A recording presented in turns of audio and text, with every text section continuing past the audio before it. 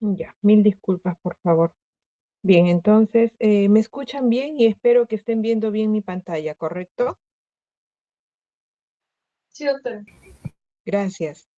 Bueno, el tema que me han encomendado para tratar con ustedes es acerca de algunos trastornos metabólicos del recién nacido y dentro de ellos vamos a tener el metabolismo de los carbohidratos y metabolismo del mineral óseo.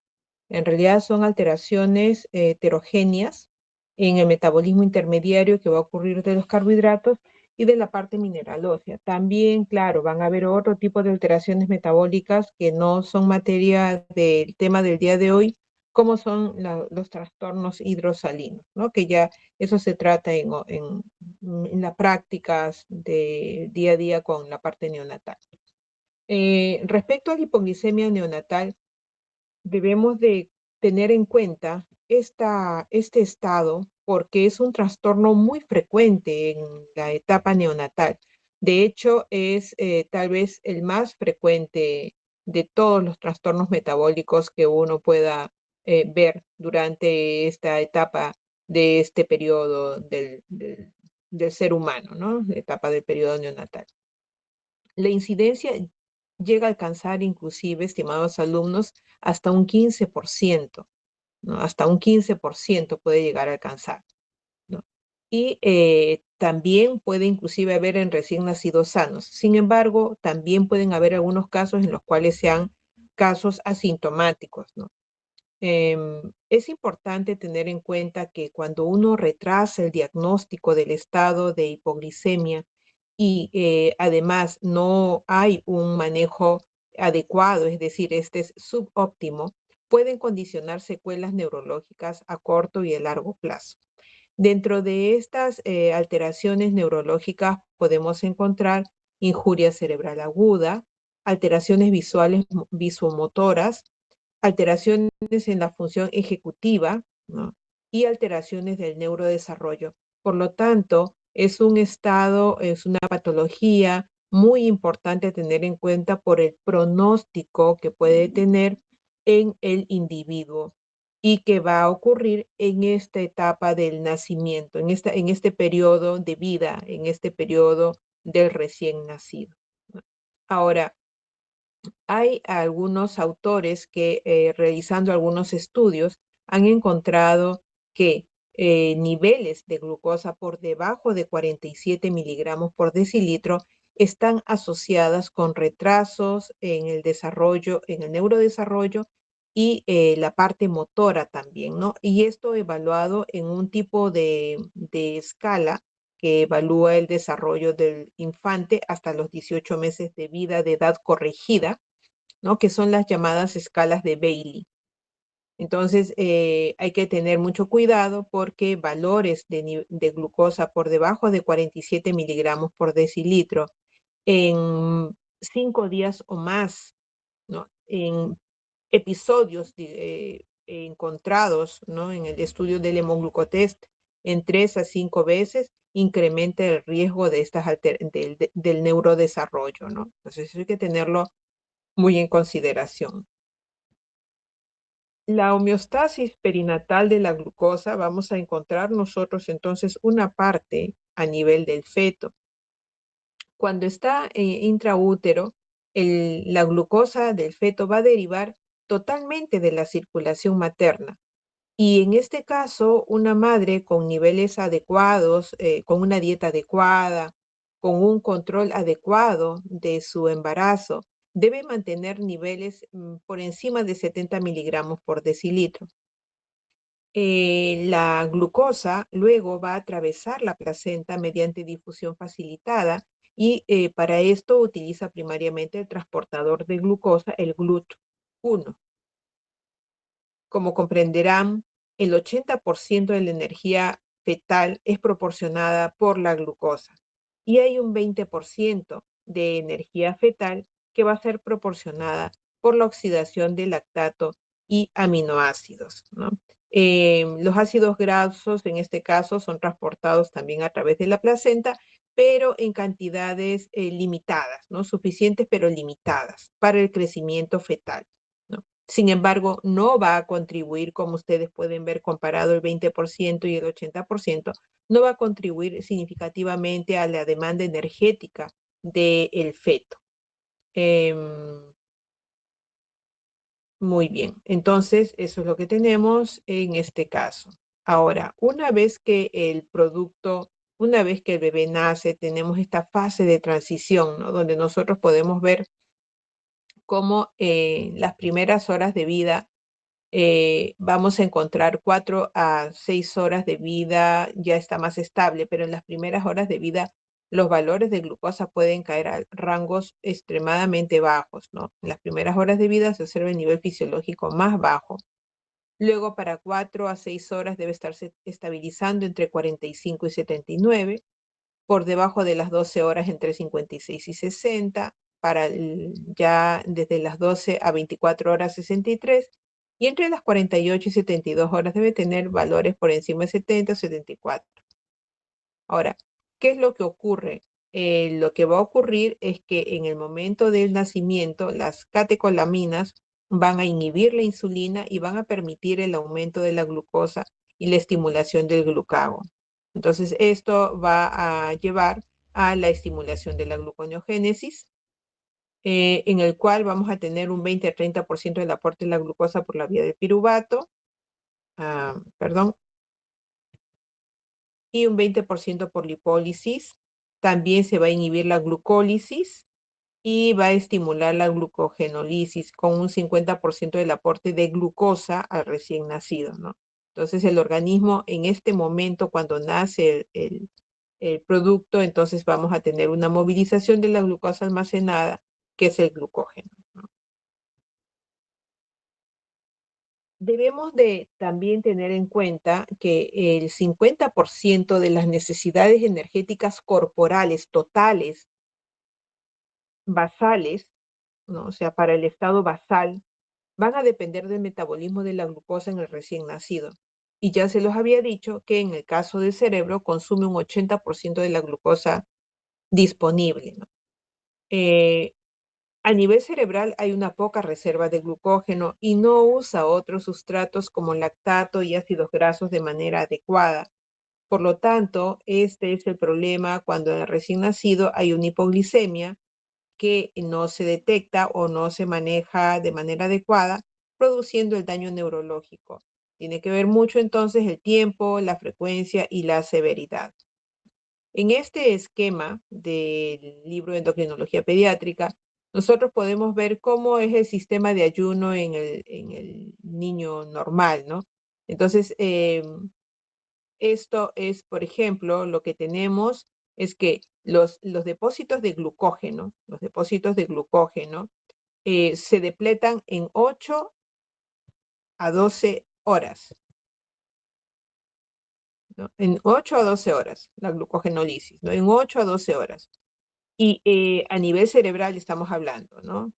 Y posteriormente vamos a tener la fuente que queda es la cetogénesis para las siguientes 24 horas, ¿no? Entonces, es así como van a ser las fuentes energéticas a nivel cerebral en el periodo del ayuno.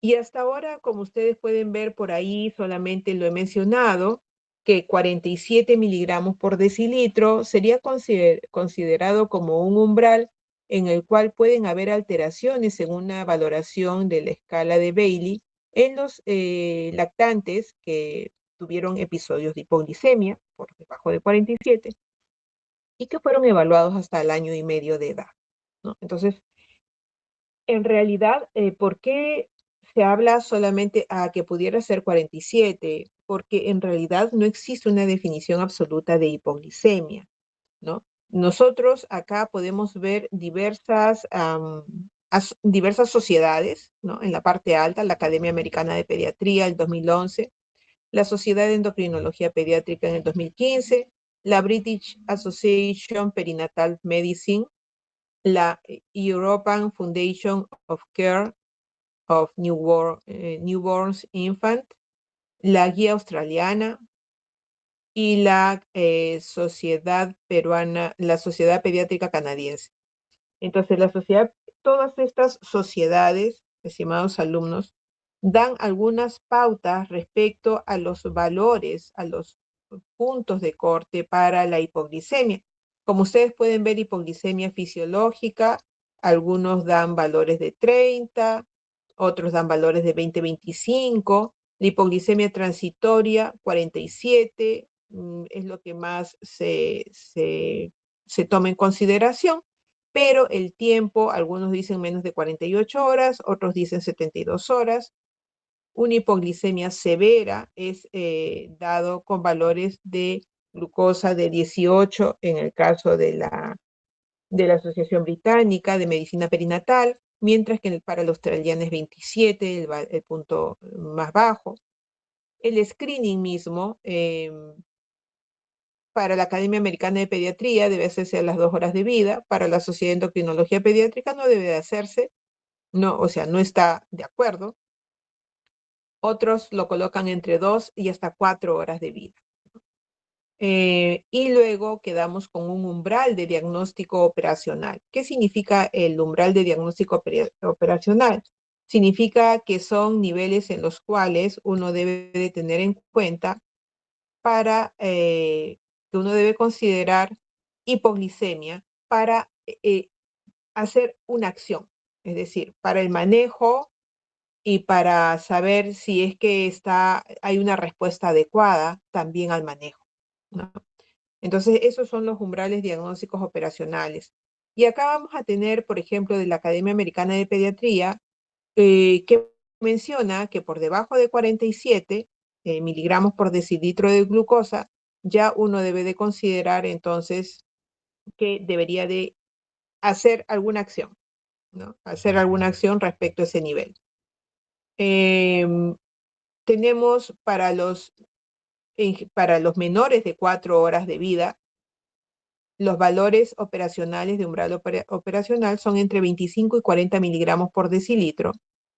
Para los pacientes de 4 a 24 horas de vida, entre 35 a 45, y para los recién nacidos mayores de 24 horas de vida, los niveles deberían de estar por encima ya de 45.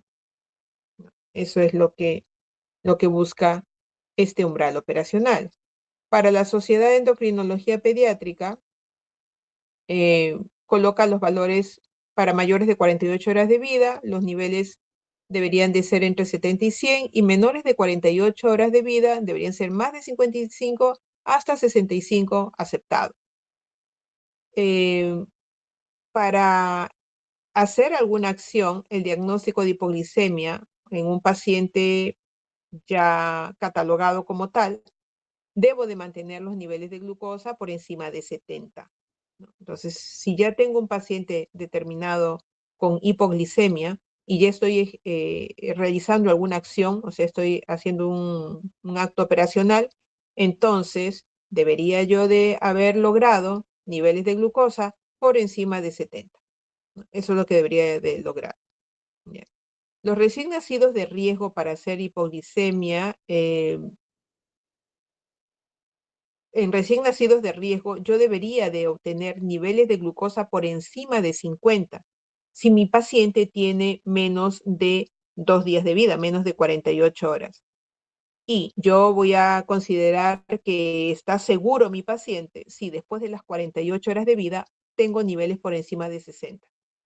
Entonces, por ese motivo se habla de que no hay una definición absoluta de hipoglicemia, pero lo que sí es que niveles entre 50 y 70 miligramos por decilitro son subóptimos y hay que evaluar si la terapia requiere escalar a otro nivel terapéutico. Es decir, si yo tengo un paciente que tiene 24 horas o 48 horas de vida, ¿no? Tuvo su nivel de glucosa en 40, le di su bolo de dextrosa al 10%, a 2 mililitros por kilo de peso, y luego yo le hago su control. Y en su control me sale 60. Eso significa que mi acción, ¿no? No ha sido adecuada o no está siendo adecuada y necesito evaluar si es que debo de subir de repente dejar un VIG, que ya ustedes van, seguramente los que están rotando con el doctor Murga, o los que están rotando, perdón, con los doctores de Neo, ya saben, ¿no? La velocidad de infusión de la glucosa de las diferentes sedes, la velocidad de infusión de la glucosa, de repente necesito escalarla, necesito subirla a un nivel mayor para lograr que el paciente suba de 70, suba de 70. O sea, mi rango de respuesta debe ser por encima de 70 para yo decir que está habiendo una buena respuesta a mi tratamiento, ¿no?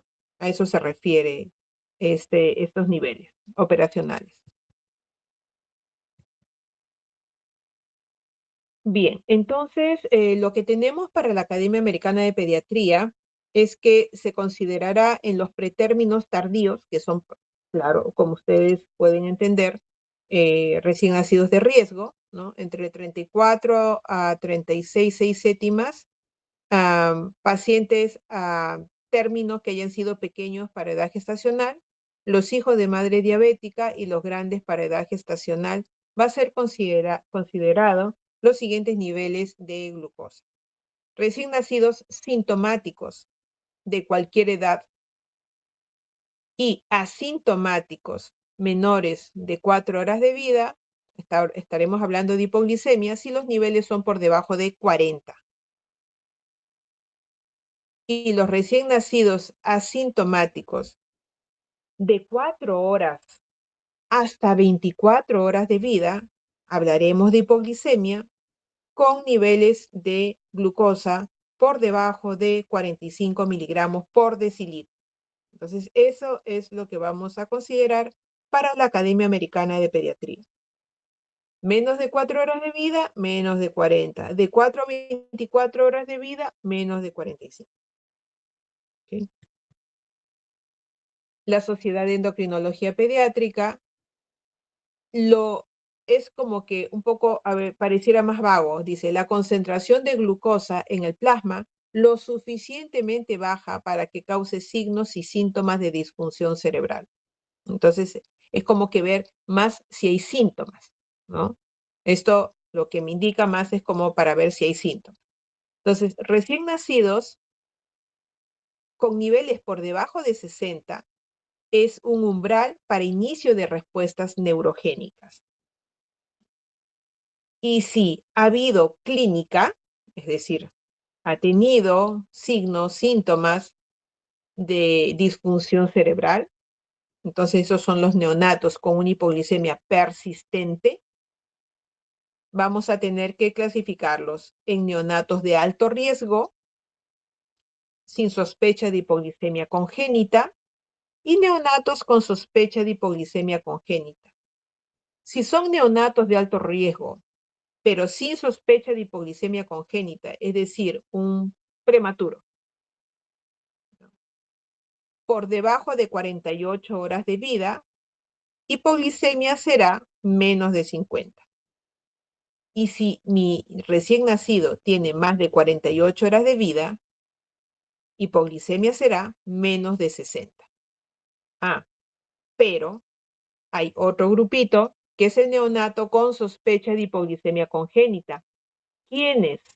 Sospecha de hipoglicemia congénita.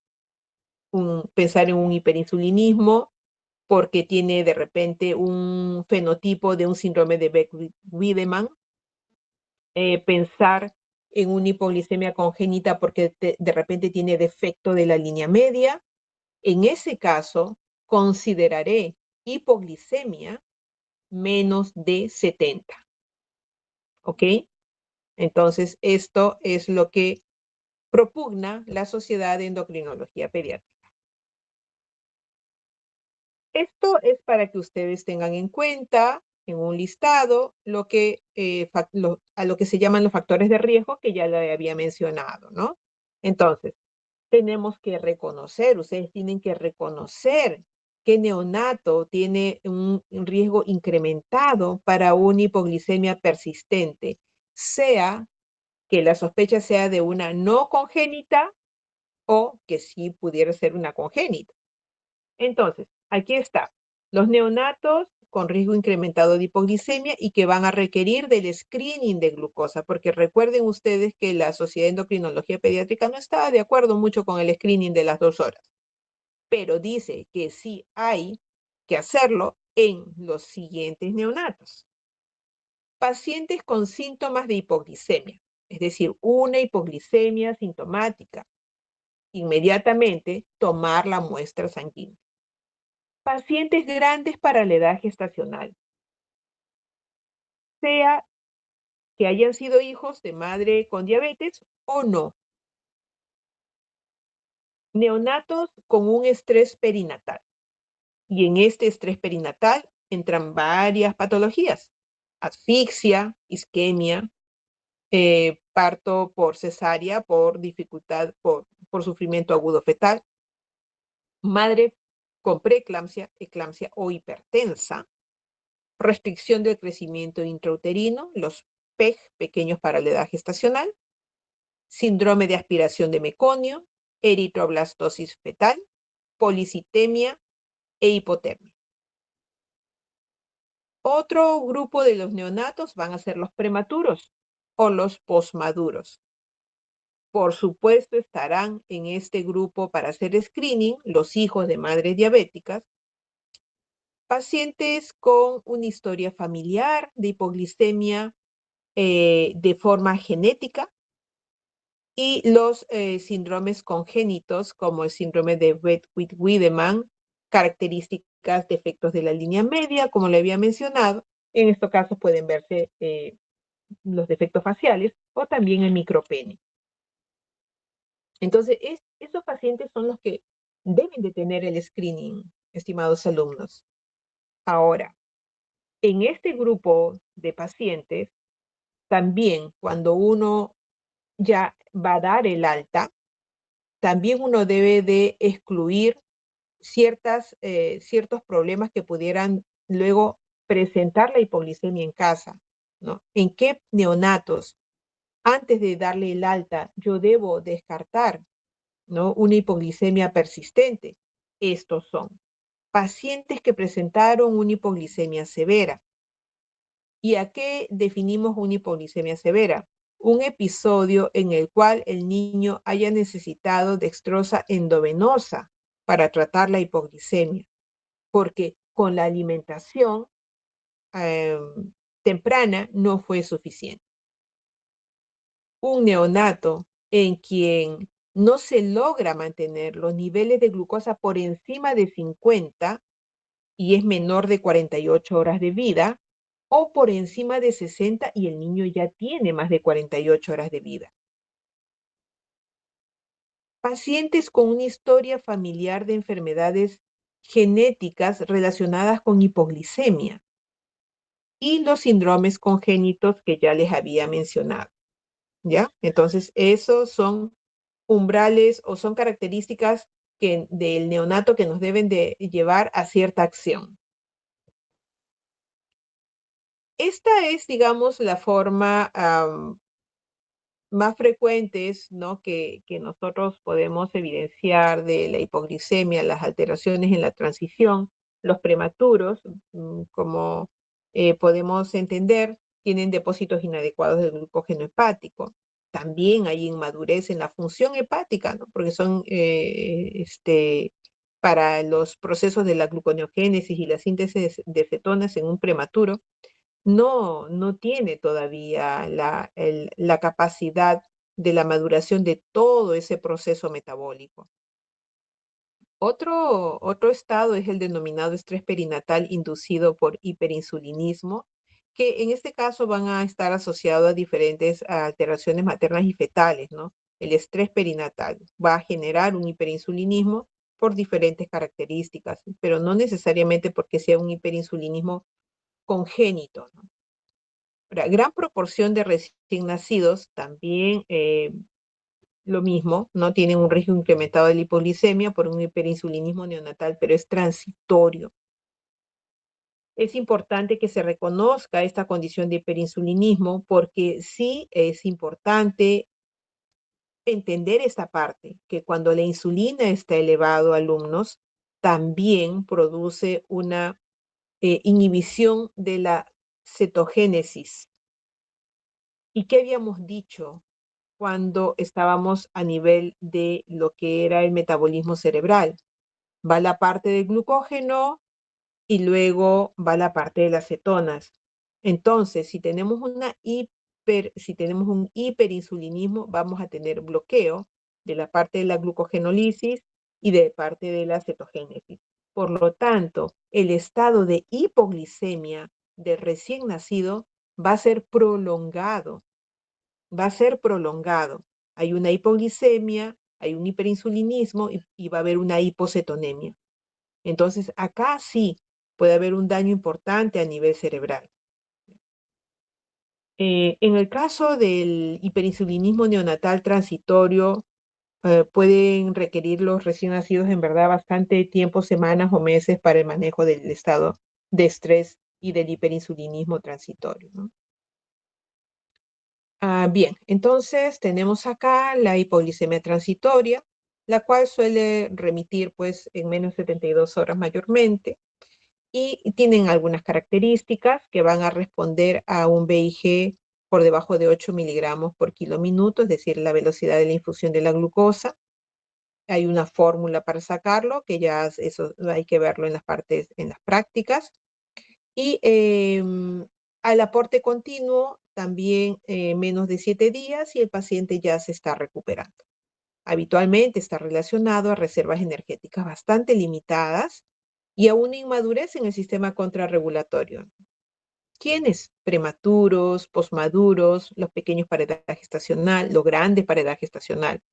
La hipotermia, la asfixia, los retrasos de crecimiento intrauterino, sepsis, policitemia, hiperinsulinemia, inducida por estrés, o sea, multifactorial. La diabetes materna o diabetes gestacional también puede inducir ese estado de hipoglicemia transitoria, aunque bien tempranamente. La dextrosa endovenosa durante el trabajo de parto con un estímulo a la insulina y luego la depresión de ese estado lo lleva a una hipoglicemia. El uso de agentes hipoglicemiantes durante el embarazo, estados de preeclampsia, eclampsia, hipertensión. En realidad, igual es muy importante la intervención pues, adecuada para prevenir, ¿no? Este estado de hipoglicemia transitoria en todo este grupo de prematuros, de pacientes, perdón, de neonatos con estas características al final o hijos con madres con estas características. Hay que prevenirlo y tratar pues, de que el recién nacido sea capaz de regular su sistema de forma autónoma cuanto antes. En el caso de la hipoglicemia persistente, la duración ya es más de 72 horas. Los requerimientos de glucosa son con BIGs bien altos, más de 8, más de 10 miligramos por kilogramo por minuto, para lograr un estado de euglicemia. En estos casos hay una alta tasa de daño cerebral, hasta un 30-50%, y tenemos las causas más frecuentes, desde los recién nacidos a los menores de 2 años, el hiperinsulinismo, los déficits de hormonas contrarreguladoras y algunos déficits enzimáticos, ¿no? Importante tener los antecedentes familiares, el embarazo, cómo fue el embarazo, las características del parto también, por todo lo que hemos conversado, ¿no? Respecto a las características o a las causas que pudieran darse en este grupo de pacientes, ¿no? La edad gestacional es pues también importante, obviamente. Ya hemos dicho que es más frecuente en los extremos, tanto prematuros como maduros también. Los estados de consanguinidad, para hablar de las enfermedades, de repente un hiperinsulinismo congénito. Las características de la hipoglicemia, ¿no? Si fueron tempranas, si fue tardía, cómo responde, con qué VIG responden. Un VIG bajo, un VIG muy alto, si se permite la alimentación del paciente o no. En el examen físico, determinar signos de sepsis o shock en el cual la tasa metabólica está incrementada, si hay dismorfismos que nos ayuden a determinar de repente algún déficit hormonal que nos lleve a una hipoglicemia persistente. La plétora, la alteración genital por lo mismo también del dismorfismo, cataratas, orina con olor sui generis para enfermedades metabólicas, la macroglosia para síndromes como Beckwith-Wiedemann.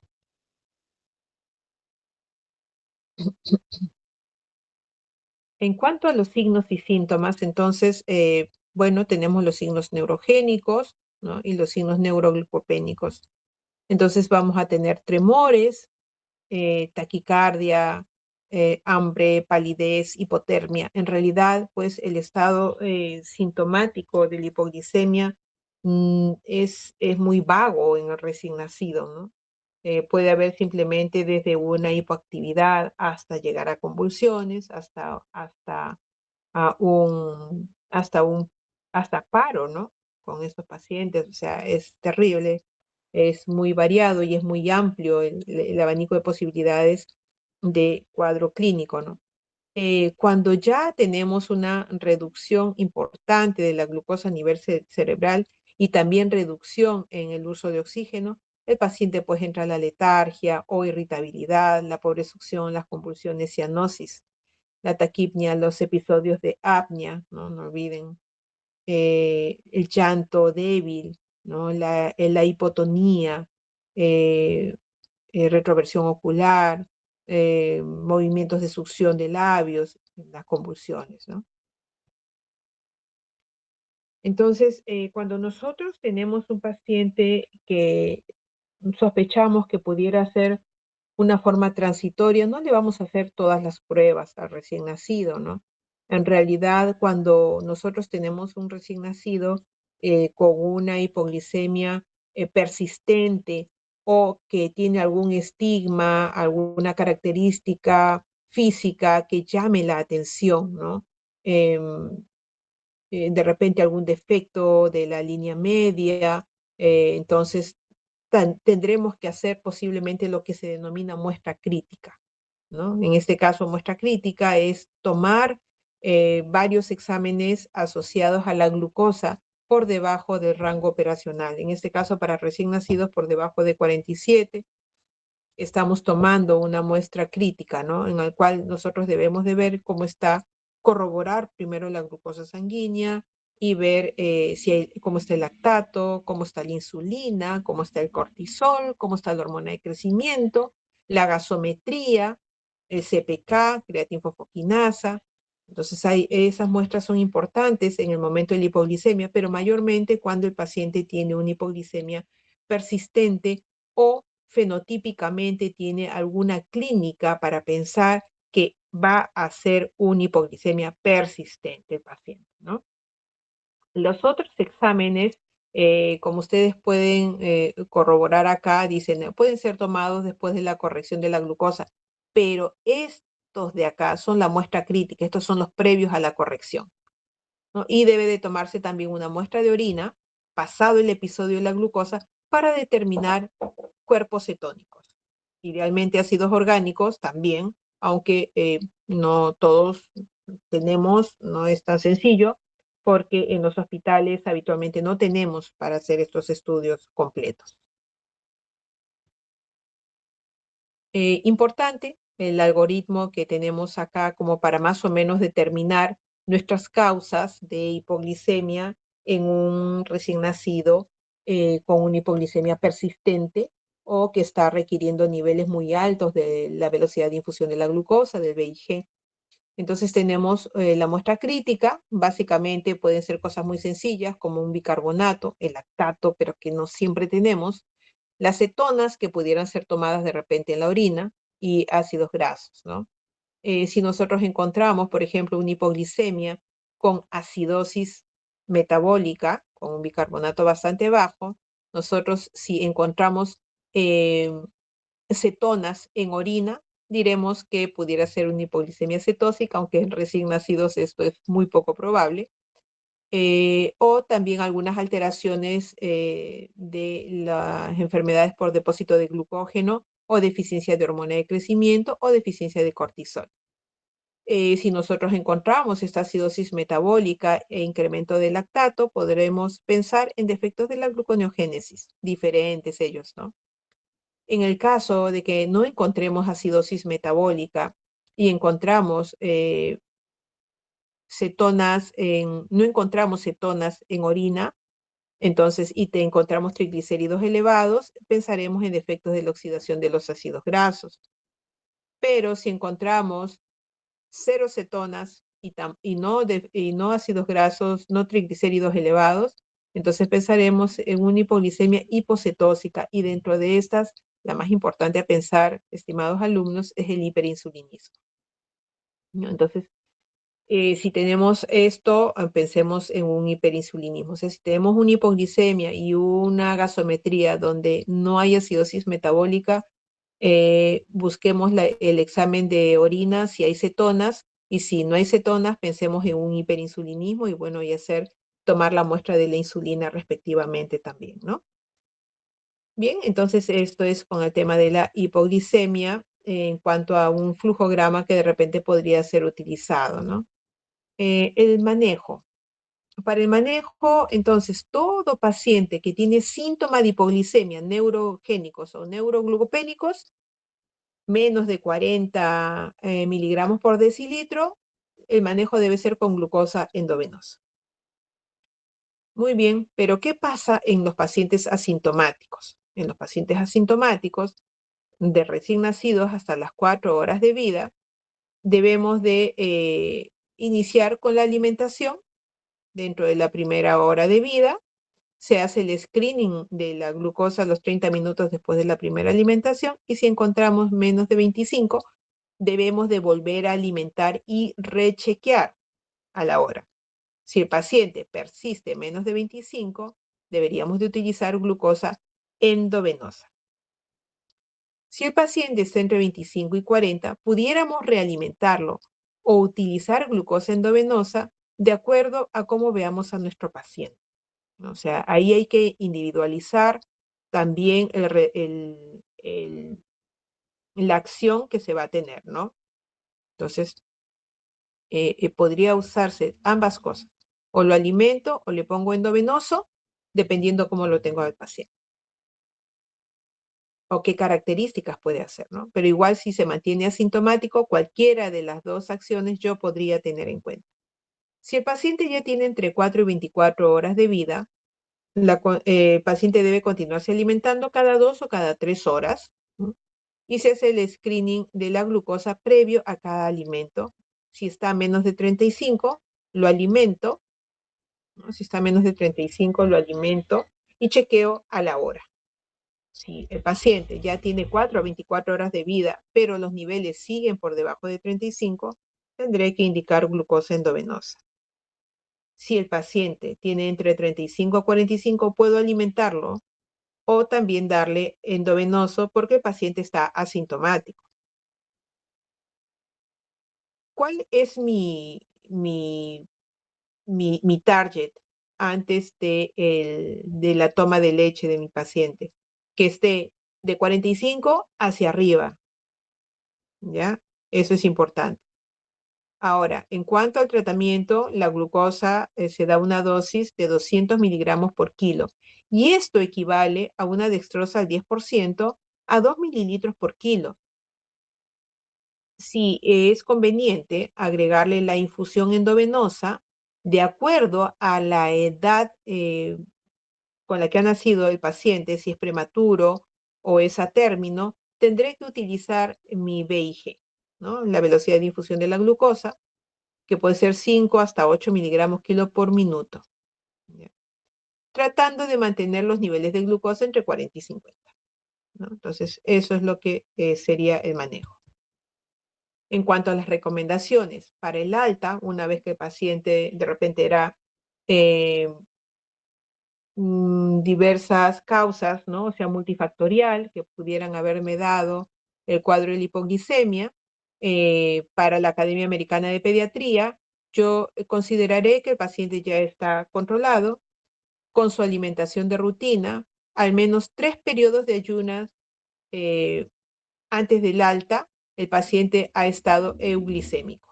O sea, su alimentación de rutina, que es cada 3 horas, le hago en 3 momentos y en los 3 me sale más de lo que le corresponde para su edad. Entonces yo digo, este paciente está para alta, según la Academia Americana de Pediatría.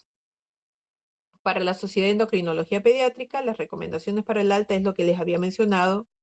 Cualquier recién nacido de alto riesgo sin sospecha de hipoglicemia congénita en alimentación normal es seguro Si en ayunas de 6 a 8 horas antes del alta, la glicemia está más de 60. Y en todo caso, en un paciente con hipoglicemia genética o persistente, si puede mantener una ayuna de 6 a 8 horas con glicemias por encima de 70, ¿no? Entonces, esas serían las recomendaciones para el alta, que son un poco diferentes en para la Academia Americana de Pediatría y para la Sociedad de Endocrinología Pediátrica, ¿no? Pero si debemos de considerar si es un paciente sin sospecha perdón, con sospecha de hipoglicemia genética o persistente, esto sí es muy importante tenerlo en cuenta, que el paciente salga de alta, pero pudiendo mantener niveles de glucosa por encima de 70 antes de sus tomas de leche. Muy bien. Entonces, eso es en el caso de la hipoglicemia. Y los casos de hiperglicemia, que es la otra parte que tenemos con respecto al metabolismo de los carbohidratos, en realidad vamos a ver bueno, ahora los motivos. La definición de hiperglicemia neonatal es una glicemia en sangre total mayor de 125, pero si ya lo hago el control plasmático más de 145, estaríamos hablando de hiperglicemia neonatal, ¿no? O sea, un hemoglucotest y corroboro con el plasma. En cuanto a las causas, en realidad es más causas como iatrogénicas, ¿no? O sea, son, digamos, los más frecuentes. Son prematuros con bajo peso al nacer, que tienen niveles de VIG por encima de 4 o 5 miligramos kilo minuto, por ejemplo. El uso de corticoides, el uso de cafeína, teofilina, penitoína, diazóxido. O sea, es más externo la causa, ¿no? Los extremadamente bajo peso al nacer, pero que también estén con VIGs un poco altos, la infusión de lípidos, la sepsis como una respuesta también al estrés u otras causas de estrés en el prematuro, ¿no? El estado de hipoxia también es una situación de estrés, también puede haber hiperglicemia, ya menos frecuentes vienen las diabetes mellitus neonatal, diabetes por lesión pancreática, ¿no? Hiperglicemia transitoria por ingesta de fórmulas hiperosmolares, como les vuelvo a repetir, más iatrogéneas, producción de glucosa hepática por algún estímulo, inmadurez en el desarrollo de las proteínas transportadoras de la glucosa. Y en realidad los síntomas, pues no vamos a encontrar síntomas específicos, como por ejemplo en la hipoglicemia, pero lo que sí nos vamos a dar cuenta es porque hay una deshidratación rápida por poliuria, ¿no? Entonces la deshidratación es rápida y puede haber hasta una cetoacidosis en esos casos, debe de corregirse rápidamente, ¿no? El tratamiento en realidad de estos casos es prevenir y detectar tempranamente con un monitoreo de la tasa de infusión de la glucosa, siempre estar monitoreando en los prematuros con qué VIG se está tratando, ¿no? En cuanto a ellos cuando reciben nutrición parenteral total, también hay que ver el VIG del NPT, eso es muy importante. Los extremadamente bajo peso al nacer, menos de 1000 gramos. Por ejemplo, cuando uno inicia la tasa de infusión de glucosa, tratar de no empezar con más de 4 a 6 miligramos kilo minuto, ¿no? Y que los incrementos no sean más de 2 miligramos kilo minuto por día. Debemos de tratar de que estos pacientes se alimenten parenteralmente tan pronto como sea posible para estimular la producción de insulina y reducir el riesgo de hiperglicemia, ¿no? Por la situación de estrés también. La insulina endovenosa se utilizará si la glucosa pasa de niveles de 250 a pesar de todo lo manejado anteriormente, ¿no? O que no se alcancen los requerimientos calóricos del recién nacido. Y se deberá suspender siempre que los niveles de glucosa estén por debajo de 180 porque rápidamente pueden caer a la hipoglicemia, ¿no?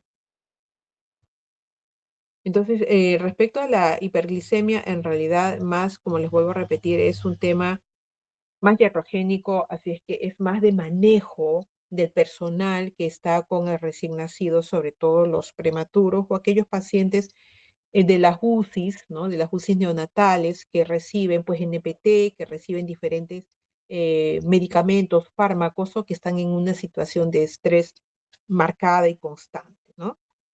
En cuanto a la hipoglicemia neonatal, bueno, la hipoglicemia neonatal también, pues es un trastorno metabólico importante que debemos de considerar porque también es bastante frecuente, ¿no? Hasta un tercio de los recién nacidos por ahí también pueden presentar estados de hipocalcemia, aunque la mayoría de las veces siempre es transitoria. Tenemos el calcio sérico por debajo de 7,5 miligramos por decilitro o iónico, si lo medimos en miligramos por decilitro, 4, o si es en milimoles por litro, 1, para los recién nacidos mayores de 1.500 gramos. Tengan en cuenta, estimados alumnos, que siempre se debe corregir el calcio con albúmina. Y ahí les dejo la fórmula. El rol del calcio es importantísimo, ¿no? En la coagulación, en la traducción de señales intracelulares, en la transmisión neuronal, en la función muscular, en la integridad y función de membranas celulares, la actividad celulares enzimáticas también, la diferenciación celular y la mineralización. O sea, fíjense toda la amplitud de función y rol que tiene el calcio, ¿no? Entonces, bueno, pero ¿qué es lo que pasa con el recién nacido? Bien, entonces en la fisiología fetal y del recién nacido nosotros encontramos que acá estamos representando básicamente el calcio, como ustedes pueden ver en este gráfico, ¿no? En la flecha grande es de cómo va a pasar de la placenta a nivel del hueso, pero también se aplica al fósforo y al magnesio, ¿no? Entonces tenemos el flujo importante del mineral a través de la placenta y a través de la circulación fetal hacia el interior del hueso, ¿no? Hacia el interior del hueso. Algunos, claro, van a retornar a la circulación materna, ¿no? Algunos de estos minerales van a retornar a la circulación materna y el riñoncito va a filtrar de mineral, el exceso de mineral a través del riñón, ¿no? O sea, a través de la orina, ¿no? Lo cual en su momento pues va a retornar finalmente al líquido amniótico, ¿no? En el lado izquierdo, el líquido amniótico eh, va a ser absorbido, ¿no? A nivel de tracto gastrointestinal también, y de este modo va a restaurarse hacia la circulación del recién nacido, ¿no? Entonces, esto nos va a permitir una homeostasis del calcio, ¿no? Fíjense el influjo de la placenta al hueso, algunos salen, ingresan a la circulación, el feto lo elimina por vías urinarias. Luego esto es tragado, es deglutido, se reabsorbe calcio por el tracto gastrointestinal y de esta forma se mantiene el estado de estabilización, digamos así, del calcio, fósforo y magnesio también, ¿no? Es el círculo que se va a dar para estos tres minerales.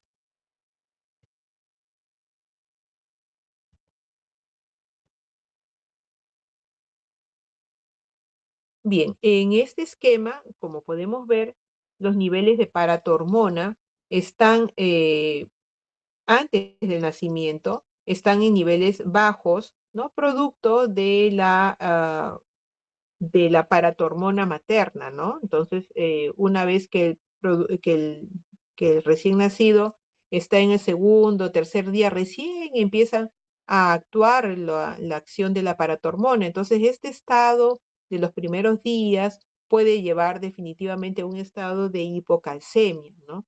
Con niveles elevados de fósforo, como es lo que se da como si fuera para un hipoparatiroidismo, ¿no? El calcio ionizado, de lo que ha estado elevado, bueno, luego entra a su rango de normalidad y tenemos la vitamina D, también empieza a incrementarse, ¿no? La vitamina D del recién nacido, también con los días. Por eso es que esto que nosotros podemos ver en los primeros días suele ser algo transitorio de la hipocalcemia, ¿no? Del calcio bajo, porque es parte de la maduración del eje del calcio con la paratormona también, ¿no? Dentro de las causas de la hipocalcemia, nosotros podemos saber que tenemos unas causas tempranas y unas causas tardías de recién nacido, también de la infancia, pero sobre todo acá nosotros vamos a hablar de recién nacido. Entonces, las catalogamos como menos de las 72 horas, como ya lo habíamos mencionado. El prematuro eh, puede presentar hipocalcemia de menos de 72 horas, los pacientes con retardo de crecimiento intrauterino, hijos de madres con preeclampsia, los estados de asfixia, de sepsis, los hijos de madres diabéticas, la deficiencia materna de vitamina D, el hiperparatiroidismo materno, ¿no? También va a producir por un efecto de bloqueo de la paratormona del bebé va a tener una respuesta importante en los primeros días. El uso de algunos fármacos por parte de la madre, como anticonvulsivantes, la ingesta de antiácidos por parte materna, el uso de aminoglucósidos y anticonvulsivantes también en el recién nacido, y algunas causas iatrogénicas también, ¿no? Y en el caso de las tardías, las que aparecen después de las 72 horas, un incremento de carga de fosfato, donde dan muchas fórmulas lácteas, con de repente mucha carga de fósforo, los estados de hipomagnesemia o deficiencia de vitamina D, la resistencia de la paratormona, lo que es un pseudohipoparatiroidismo, el hipoparatiroidismo, que puede haber una forma primaria, ¿no? O una forma secundaria, que es por el hipoparatiroidismo materno en este caso, y algunos iatrógenos también. En cuanto a la fisiopatología, entonces, todos este grupo de pacientes que los vimos como riesgos, ¿no? Hijos de prematuros, los PEG, los bajo peso, los asfixiados, los hijos de madre con diabetes, deficiencia de vitamina, ¿no? Los hiperparatiroidismos no sospechados, ¿no? Madres con hipoparatiroidismo no sospechados, consumo de antiácidos y carbonatos. Van a tener en realidad ellos un calcio total y calcio iónico con una disminución más rápida, ¿no? De los valores que han tenido intraútero. Entonces hay una reducción muy, muy rápida. En el caso de los hijos de madre diabética, hasta un 50% van a, van a tener esta hipocalcemia, pero de causa multifactorial, porque en este caso ellas suelen tener excreción muy incrementada de calcio y magnesio por orina y disminución de la secreción de PTH al nacer dentro de otros mecanismos de esos pacientes. En estos hijos de madre diabética, el riesgo de tener una hipocalcemia se reduce tremendamente con un buen control de la madre, ¿no? De la diabetes materna. En el caso de los niños asfixiados, también suelen tener hipocalcemia hasta un tercio de ellos porque hay un aumento de fosfato por la injuria celular e incremento de calcitonina. Entonces vamos a tener también la presencia de la hipocalcemia.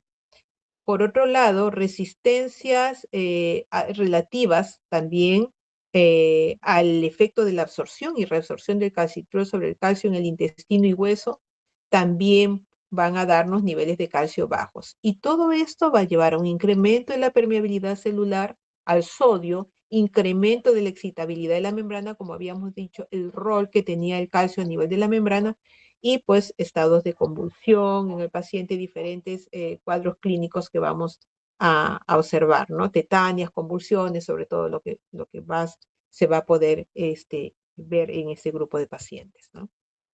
Los signos inespecíficos, igual como la hipoglicemia, como apnea, temblor, hipertonía, clonus, hiperreflexia, estridor, laringoespasmo, alteraciones en la función cardíaca, por supuesto, convulsiones, alimentación parcial, letargia que puede preceder a las convulsiones.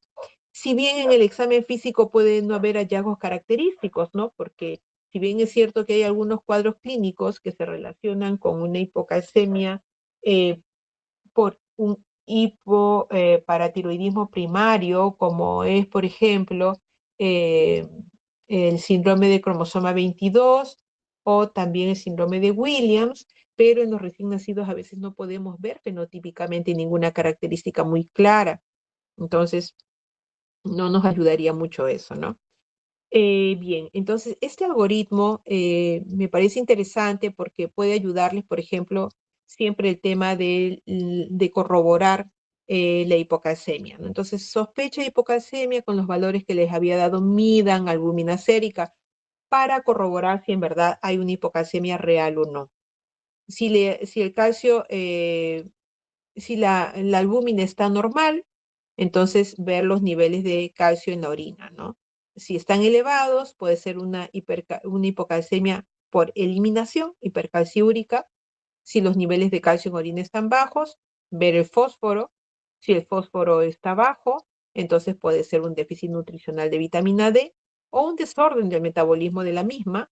Y si el fósforo está elevado, hay que ver la paratormona para descartar si está alta, si está baja, perdón, un hipoparatiroidismo o normal también, y si está elevada, un pseudohipoparatiroidismo.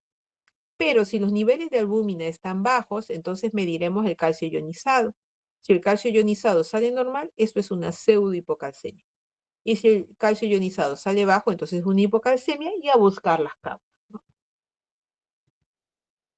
El tratamiento del cuadro agudo, de la hipocalcemia aguda, es con gluconato de calcio. El gluconato de calcio se va a dar al 10%, entre 1 a 2 mililitros por kilo de peso, diluido en dextrosa, y la dilución debe ser por lo menos 1 en 1, o sea, un volumen de gluconato de calcio y por lo menos un volumen de la dextrosa o solución salina, por lo menos, porque podría ser más de uno, ¿no? La dilución. Y en 10 a 20 minutos es lo que se debe de infundir con monitoreo de la frecuencia cardíaca. Máximo 20 mililitros de gluconato de calcio por bolo, ese sería lo máximo. En recién nacido pues no se va a llegar a ese nivel. El monitoreo de la frecuencia cardíaca y en un EKG, es decir, si yo tengo un monitor multiparámetros, yo puedo evaluar también ahí el EKG, ¿no? Y se deberá suspender si la frecuencia cardíaca del recién nacido cae a menos de 100. Se puede repetir el bolo hasta que cesen los síntomas y nunca deben de administrarse en la misma vía con fosfatos o carbonatos por su precipitación, ¿ya? De la misma manera, el gluconato de calcio, hay que tener cuidado, no debe ser pasado de preferencia por vía periférica, sino siempre por una vía central. En el caso de mantenimiento, bueno, ya son otras dosis, ¿no? Tenemos ya el gluconato de calcio igual, se va a utilizar al 10%, diluido con dextrosa, y ya la dosis es diferente. Pero esto ya es para mantenimiento, mientras pasamos a la vía oral, ¿no? Si tolera la vía oral y el calcio sérico está por encima de 7,5, podríamos pasar también al calcio ya vía oral, ya retirar la vía endovenosa, ¿no? Eso es importante. Y dependiendo de la causa de la hipocalcemia, hasta uso de vitamina D, la calcitriol. Entonces, eso es lo que se tendría que hacer. Principalmente es el manejo agudo y luego ya es el manejo de mantenimiento. Y dependiendo del nivel de calcio, si está por encima de 7,5, puedo pasarle a vía enteral. Monitoreo: calcio sérico, iónico y fósforo deben de estar en valores normales. El producto calcio por fósforo no debería de pasar de 65 porque pueden ocurrir depósitos de calcio en tejidos blandos y también en riñón. Calcio, creatinina, magnesio en orina al azar, no debe de haber hipercalciuria. Edad postnatal de aproximadamente 7 días, recién puede evaluarse bien estos resultados, ¿no? Para las edades gestacionales con las que haya nacido nuestro paciente. Tener el cuidado de monitorear también magnesio, paratormona intacta y 25-hidroxivitamina D. Luego, también es importante considerar el otro problema metabólico, que es la hipercalcemia, ¿no? En este caso, vamos a niveles más altos de, de, de calcio, ¿no? El calcio sérico por encima de 11, eh, mayormente está asintomático. Entre 11 y 12 es una hipercalcemia leve y habitualmente no se interviene. Definitivamente por encima de 16, esto requiere una intervención médica inmediata, ¿no? Entonces, ¿cuáles son las causas? A veces lo que hemos dado de aporte, la NPT, ¿no? El prematuro extremo, el hiperparatiroidismo, hipertiroidismo, fosfatasa alcalina baja, incrementos en la absorción intestinal de calcio, un exceso de vitamina D, ¿no? Alteraciones en la función renal de calcio, una hipercalcemia hipocalciúrica familiar, formas idiopáticas, necrosis grasa subcutánea pueden elevar los niveles de calcio y una falla renal aguda. Eh, la clínica habitualmente va a ser de hipotonía, encefalopatía, ingesta, vómitos, estreñimientos, poliuria, hepatoesplenomegalia, anemia, calcificaciones, extraesqueléticas, ¿no? Sobre todo a nivel renal. Son pacientes que crecen poco, puede haber craniotabes, pero ya esto es poco evaluable en un recién nacido, ¿no? Facies del Elfing, síndrome de Williams, soplos cardíacos puede haber, lesiones rojo azuladas induradas o evidencia de hipertiroidismo, ¿no? El diagnóstico, bueno, es evaluar el calcio sérico por encima de 16, usualmente hay un hiperparatiroidismo, o en los muy bajo peso al nacer hay una depresión de fosfato importante. Hay que evaluar el fósforo que suele estar disminuido, la paratormona elevada, la 1,25 hidroxivitamina D, la fosfatasa alcalina, y hacer una radiografía de mano muñeca para evaluar estados de desmineralización, ¿no? Porque ese calcio está en sangre, no está a nivel de hueso. El tratamiento, bueno, en este caso hay que tratar de expandir volumen para reducir los niveles de calcio en sangre, ¿no? La forma es infusión a 200 mililitros metro cuadrado hora en las primeras 2 horas y luego ya se va reduciendo con uso de furosemida, monitoreo de balance, presión arterial, magnesio, potasio, fósforo cada 3 horas. La idea es que se logre una reducción de la calcemia 1,3 miligramos por decilitro en las primeras 12 a 18 horas, ¿no? En estos casos es importante la restricción de calcio y vitamina D. En algunos casos puede utilizarse calcitonina, glucocorticoides, bifosfonatos o calcitonina, ¿no? Pero estos estados son muy raros en la parte neonatal. Mayormente les contaré, alumnos, que los estados de hipercalcemia están más relacionados a enfermedades neoplásicas, ¿no? Se ve un poco más, por ejemplo, en los pacientes en pediatría con leucemias o algún tipo de tumores. En cuanto a las alteraciones del magnesio, pueden haber también hipermagnasemias o hipomagnasemias. eh, Suelen ser en realidad las hipermagnasemias por carga exógena también de magnesio, ¿no? En el caso que se le da sulfato de magnesio a la mamá, antiácidos que contienen magnesio, o también en la nutrición parenteral. Pues es muy importante el tema de la nutrición parenteral. La hipomagnesemia más bien es raro y en todo caso sí está asociada a las hipocalcemias tardías y crónicas, ¿no? Los niveles de magnesio, más de 3, estamos hablando de hipermagnesemia, y por encima de 6 ya pueden haber síntomas de severidad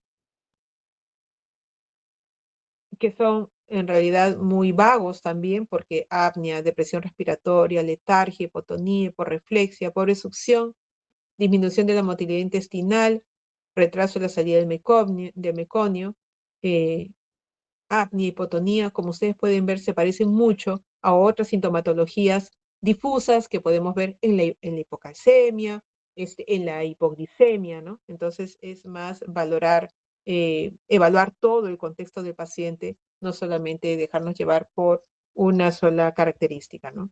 El tratamiento en los casos de hipomagnesemia severa es sulfato de magnesio. En el caso de la hipermagnesemia, remoción de la fuente de magnesio. Y en el caso de hipermagnesemia, solamente se deberá alimentar al recién nacido cuando la motilidad intestinal esté restablecida. Bueno, entonces dejamos de compartir. Ya.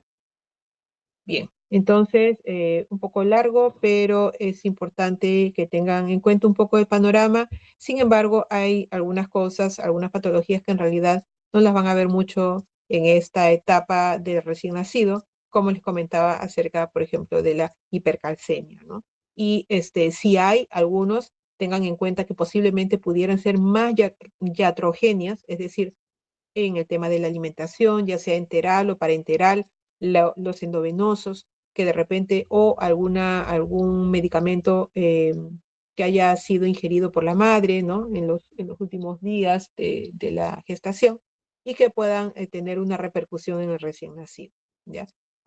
Sí, importante, por favor, la hipoglicemia, la hipocalcemia, que deberán ser determinadas eh, dentro del contexto de síntomas vagos, a veces que pueden haber en el recién nacido, ¿ya? Muy bien. ¿Hasta acá alguna pregunta? O si no, ya para pasarles la diapositiva, por favor. Doctora, ¿cuál mencionó que era la que se asociaba a neoplasias? La hipercalcemia. Ah, ya. Gracias, Ujú, doctor. sí, de nada.